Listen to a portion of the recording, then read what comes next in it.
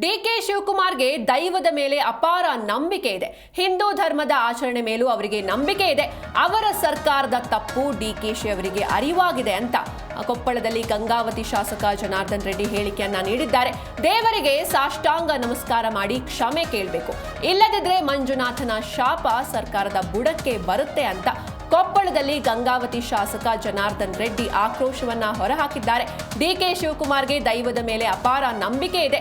ಹಿಂದೂ ಧರ್ಮದ ಆಚರಣೆ ಮೇಲೂ ಅವರಿಗೆ ನಂಬಿಕೆ ಇದೆ. ಹೀಗಾಗಿ ಅವರ ಸರ್ಕಾರದ ತಪ್ಪು ಡಿಕೆಶಿ ಅವರಿಗೆ ಅರಿವಾಗಿದೆ. ದೇವರಿಗೆ ಸಾಷ್ಟಾಂಗ ನಮಸ್ಕಾರ ಮಾಡಿ ಕ್ಷಮೆ ಕೇಳಬೇಕು, ಇಲ್ಲದಿದ್ರೆ ಮಂಜುನಾಥನ ಶಾಪ ಸರ್ಕಾರದ ಬುಡಕ್ಕೆ ಬರುತ್ತೆ. ಇದರಿಂದ ಸರ್ಕಾರ ಸರ್ವನಾಶ ಆಗುತ್ತೆ ಅಂತ ಕೊಪ್ಪಳದಲ್ಲಿ ಗಂಗಾವತಿ ಶಾಸಕ ಜನಾರ್ದನ್ ರೆಡ್ಡಿ ಆಕ್ರೋಶ ಹೊರಹಾಕಿದ್ದಾರೆ. ಡಿಕೆ ಶಿವಕುಮಾರ್ ಅವರಿಗೆ ನಮ್ಮ ಹಿಂದೂ ಧರ್ಮದ ಮೇಲೆ ಮತ್ತು ನಮ್ಮ ದೈವಗಳ ಮೇಲೆ, ವಿಶೇಷವಾಗಿ ಧರ್ಮಸ್ಥಳ ಮಂಜುನಾಥನ ಒಂದು ವಿಷಯದಲ್ಲಿ ಆಗಬೇಕು, ಅವರಿಗೆ ನಂಬಿಕೆ ಮತ್ತು ಒಂದು ವಿಶ್ವಾಸ ಇದೆ. ಹಾಗಾಗಿ ಅವರು ಕೂಡ ಭಾಳ ನೊಂದ್ಕೊಂಡೇ ನಿನ್ನೆ ಅಸೆಂಬ್ಲಿಯಲ್ಲಿ ಕೂಡ ಅವರು ಮಾತಾಡ್ತಾ ಇದ್ರು. ಹಾಗಾಗಿ ನನಗನ್ಸೋ ಮಟ್ಟಿಗೆ ಸರ್ಕಾರ ಅವ್ರು ಮಾಡಿರೋ ತಪ್ಪು ಅವ್ರಿಗೆ ಅರಿವಾಗಿರೋ ಸಂದರ್ಭದಲ್ಲಿ ಭಗವಂತನ ಮುಂದೆ ಹೋಗಿ ನಾವು ಮೊಣಗಾಲ ಮೇಲೆ ಬಿದ್ದು ಸಾಷ್ಟಾಂಗ ನಮಸ್ಕಾರ ಮಾಡಿ ಕ್ಷಮೆ ಕೇಳಿ, ಮಂಜುನಾಥ ನಾವು ಈ ತಪ್ಪೆಸಗಿದ್ದೀವಿ, ನಾವು ಇನ್ನು ಮುಂದೆ ಈ ರಾಜ್ಯಕ್ಕೆ ನಿನ್ನ ಆಶೀರ್ವಾದ ಇರಲಿ, ಸರ್ಕಾರಕ್ಕೂ ಆಶೀರ್ವಾದ ಇರಲಿ, ಜನರಿಗೆ ಒಳ್ಳೆ ಕೆಲಸ ಮಾಡೋದಕ್ಕಂತೇಳಿ ಅವ್ರು ಏನಾದರೂ ಬೇಡ್ಕೊಂಡ್ರೆ ಆ ಭಗವಂತನ ಕೃಪೆ ಇವ್ರ ಮೇಲೆ ಸಿಗುತ್ತೆ. ಇಲ್ಲ ಅಂತಂದರೆ ಆ ಮಂಜುನಾಥನ ಶಾಪನೇ ಇವ್ರನ್ನ ಸರ್ಕಾರದ ಬುಡಕ್ಕೆ ಬರುತ್ತೆ ಅಂತ ನಾನು ಹೇಳ್ತೇನೆ. ಡಿಕೆ ಶಿವಕುಮಾರ್ ಅವರಿಗೆ ನಮ್ಮ ಹಿಂದೂ ಧರ್ಮದ ಮೇಲೆ ಮತ್ತು ನಮ್ಮ ದೈವಗಳ ಮೇಲೆ, ವಿಶೇಷವಾಗಿ ಧರ್ಮಸ್ಥಳ ಮಂಜುನಾಥನ ಒಂದು ವಿಷಯದಲ್ಲಿ ಆಗಬೇಕು, ಅವ್ರಿಗೆ ನಂಬಿಕೆ ಮತ್ತು ಒಂದು ವಿಶ್ವಾಸ ಇದೆ. ಹಾಗಾಗಿ ಅವರು ಕೂಡ ಭಾಳ ನೊಂದ್ಕೊಂಡೇ ನಿನ್ನೆ ಅಸೆಂಬ್ಲಿಯಲ್ಲಿ ಕೂಡ ಅವರು ಮಾತಾಡ್ತಾ ಇದ್ರು.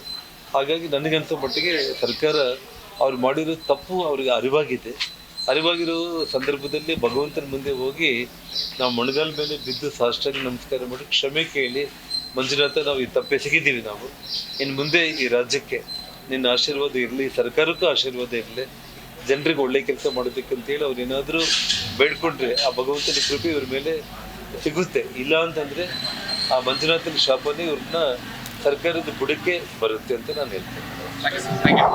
ಡಿಕೆ ಶಿವಕುಮಾರ್ ಅವರಿಗೆ ನಮ್ಮ ಹಿಂದೂ ಧರ್ಮದ ಮೇಲೆ ಈ ಕುರಿತಾಗಿ ಹೆಚ್ಚಿನ ಮಾಹಿತಿಯನ್ನು ನೀಡ್ತಾರೆ ನಮ್ಮ ಕೊಪ್ಪಳ ಜಿಲ್ಲೆಯ ಪ್ರತಿನಿಧಿ ಬಸವರಾಜ್. ಬಸವರಾಜ್, ಇನ್ನು ಧರ್ಮಸ್ಥಳ ಪ್ರಕರಣ ಒಂದು ರಾಜಕೀಯ ತಿರುವು ಪಡೀತಾ ಇದೆ. ಇದೀಗ ಜನಾರ್ದನ್ ರೆಡ್ಡಿ ಕೂಡ ಹೇಳಿಕೆಯನ್ನು ನೀಡಿದ್ದಾರೆ ಡಿಕೆಶಿ ಅವರ ಬಗ್ಗೆ, ಜೊತೆಗೆ ಒಂದು ಸರ್ಕಾರದ ವಿರುದ್ಧ ಆಕ್ರೋಶವನ್ನು ಕೂಡ ಹೊರಹಾಕಿದ್ದಾರೆ. ಈ ಬಗ್ಗೆ ಹೇಳೋದಾದ್ರೆ?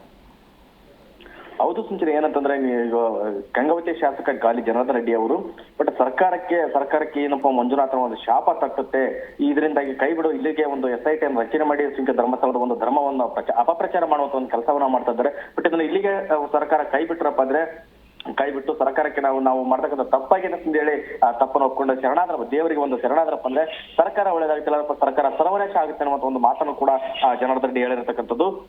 ಹೀಗಾಗಿ ಒಂದು ಬೇರೆ ಒಂದು ಮುಸುಕುದಾರಿ ಒಂದು ನಾಟಕವನ್ನ ಸೃಷ್ಟಿ ಮಾಡೋದ್ರ ಮುಖಾಂತರ ಮುಸುಕುದಾರಿ ಅನ್ನೋ ಒಂದು ಹೊಸ ನಾಟಕವನ್ನು ಶುರು ಮಾಡಿದ್ದಾರೆ.